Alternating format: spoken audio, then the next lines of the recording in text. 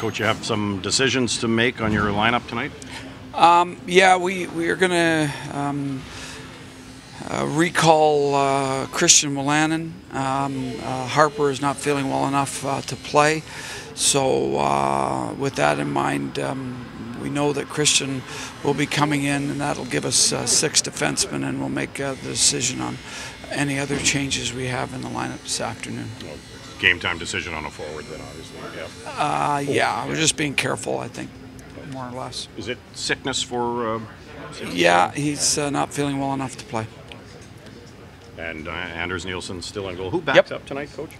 Craig Anderson will be the backup tonight. And, of course, you've heard the news that Joey Decord will play tomorrow night in Buffalo, so that'll be his first start.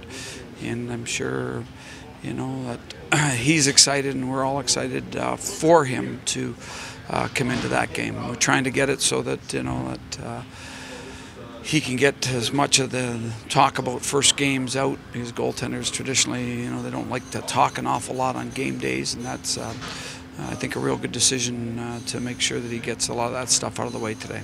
Mark, if you're able to use a little bit of the Tampa game as a learning tool, what do you take away from that to implement into tonight's game plan?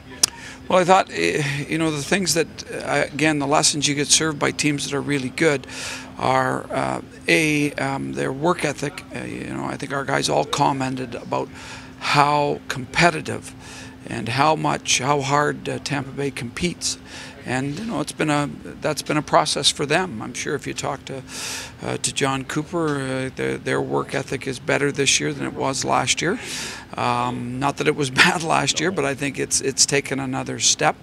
And so you can always learn from good hockey clubs. And again, they're a team that handles the puck really well. They make plays, intelligent plays in the offensive zone, and because they don't make careless plays, they've got the puck more often, and that's a lesson that our club can do. I thought our battle was really good, and that showed in the amount of takeaways for the game. Like, we didn't have hardly any takeaways from us, and in the previous game they had really stolen pucks from us and done a real good job of winning puck battles, and that wasn't the case in our last game. So you always want to be battling and making sure you're concentrating on how you possess the puck, how you protect the puck, how you keep the puck in safe places.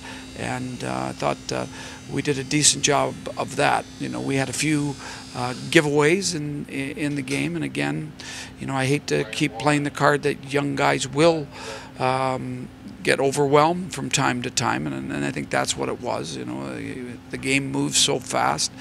Smart players know how to advance the puck. They know where to put it in a safe place, and that's a learning process for a lot of younger players as you keep moving along. What do you expect from the Rangers tonight, Coach? Well, I think we're two teams that are somewhat similar in that we've got a young nucleus on both sides, and then you've got a sprinkling of really good veterans amongst the team. Obviously, they have their veteran goalie going tonight, and he's had a remarkable year for them. And again, I think there are similarities in the two groups. It's always fun to play at Madison Square Garden. It's one of the most iconic venues in sport in America. You know, with the NIT being here last night, I was a big fan of the NIT when I was a kid, you know, so it's always fun to play in these places. So it's two teams that are similar, two teams that aren't in the playoffs, but that we all feel that our best days are ahead of us.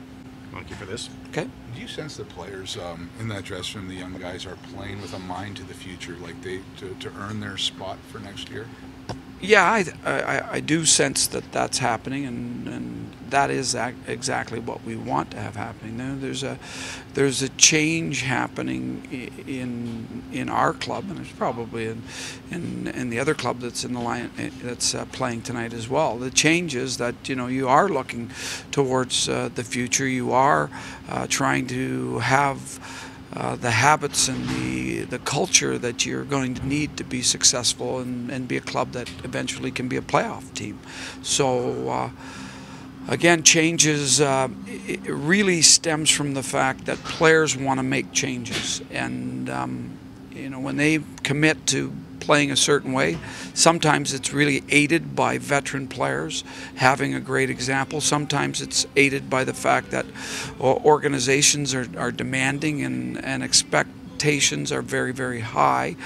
So, you know, but most often it happens when individuals decide this is the way I want to be, this is the way I want to play, and this is who I want to be. And you know, I sense that is happening with our club in particularly. I've really liked the attitude of a lot of our people. I think that there's been older guys that have recognized they want to still be a part of it. I think there's younger guys that are recognized there's a future here for me, and all those things are very positive to have in place.